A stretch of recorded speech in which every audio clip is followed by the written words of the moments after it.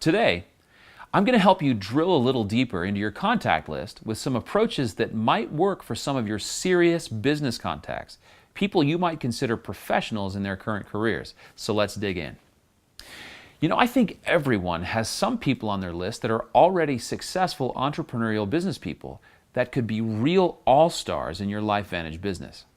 To create curiosity and interest with these types of people, oftentimes it'll be useful to show them a great way to generate extra income, but without taking away from what they're currently doing. And it has to quickly sound like it will not be a waste of their time. Successful people respond to opportunity. That's part of why they're successful. There are two keys here. Number one, identifying an approach that will sound customized just for them. And two, introducing them to someone else like them who's already enjoying some success. So let's talk about the first approach. If I knew that Mike was a real estate agent, I might call Mike and start the conversation with a question about the market. For example, "Hey Mike, it's Jeremy. How are things going? Is the market doing well?" I would never ask if he is doing well just yet. Maybe later on when we get together face to face. Make sure you give him plenty of time to answer. Don't rush. You have to be a good listener. Then I might respond by saying, "You know, that's the reason I thought of you.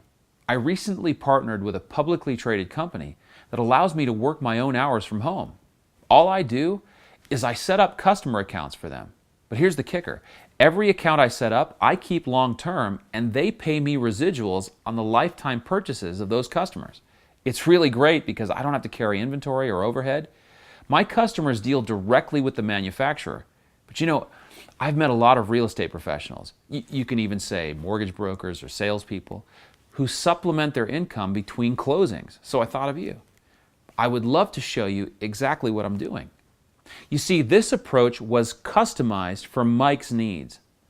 I assured him he didn't have to quit his job, but extra residual income coming in every month is something that realtors can seldom count on.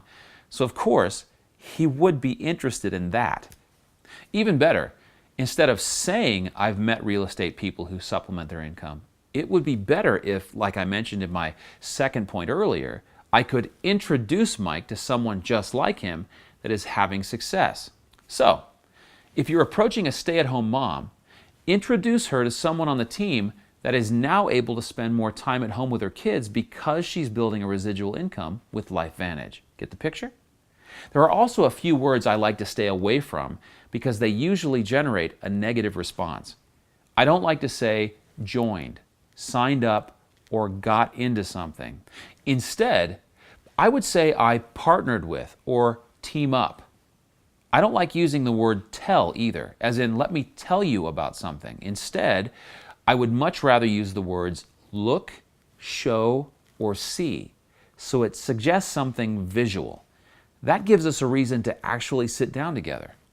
I also never invite anyone to a meeting. I like to say, let's get together so I can show you the details, or I would love for you to see an overview of what I'm talking about.